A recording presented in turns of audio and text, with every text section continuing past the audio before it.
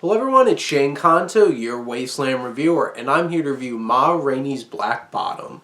And this is a new original film from Netflix and is based off of the play from August Wilson, who did other great works like Fences, and I was really looking forward to this.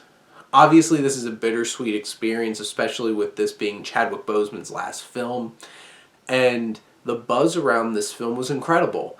And going in and watching this film, besides the fact that it does feel a little bit limited in the fact that this is a play trying to be a film, and there's a lot of great acting in those moments, but still a lot of I'm telling you things that would have felt much more impactful if I saw them kinds of moments and stories and narrative that's being displayed in that way. That feels like it's pulling it back a bit. Everything else in this film is firing at all cylinders. You have George C. Wolfe, who's directing this film, brings amazing energy and just intensity.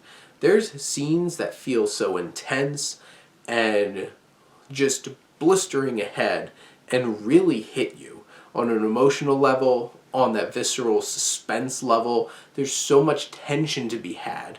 And this film is centered around Rainey's band trying to do recordings. And there's a lot of human tension in terms of relationships, different expectations, especially between Chadwick Boseman's character, Levy, who's a young trumpeter who wants his own band, has different perspectives, spends a lavish amount of money on his shoes, and he's at conflict with the other older middle-aged men that are in this band. You have those generational conflicts.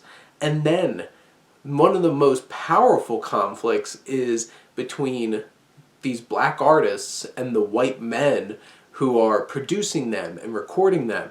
And there are very few scenes that feel so impactful in the way that it pushes a message, a theme to its finale in a film, quite like the very end of this particular film.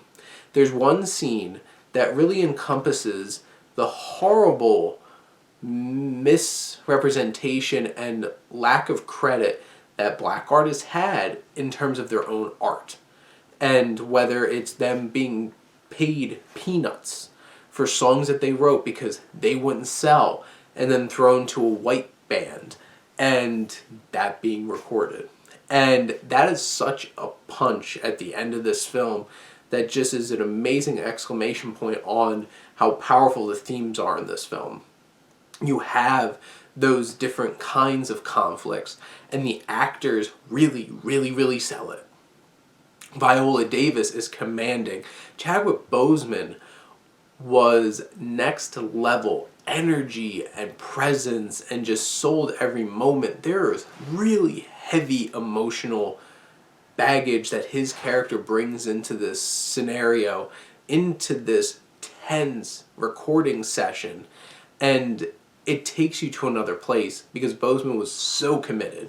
And then you have other great actors like Coleman Domingo, Glenn Turman, and Michael Potts, who play the other members of this band, who really deliver.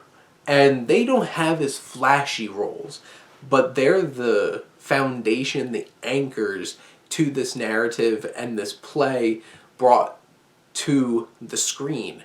And Rainey's Black Bottom is so tightly made. The editing is so precise. This has so much energy as it moves on, and not only delivers emotional impacts because of character work, but also thematic work and narrative work. It's firing on all cylinders, and this is... I can't think of how much better they could have adapted this to a cinematic experience while still keeping that very isolated setting of just this building where they're doing these recordings. And in the end, this is definitely one of the most impressive films of the year, and if Viola Davis and Chadwick Boseman do not get awards recognition, I will be shocked. Especially Chadwick Boseman, who stole every scene he was in this film. But those are my thoughts on Ma Rainey's Black Bottom. Let me know what you think, and let's talk some movies. But thank you as always for tuning in and supporting your Wasteland Reviewer.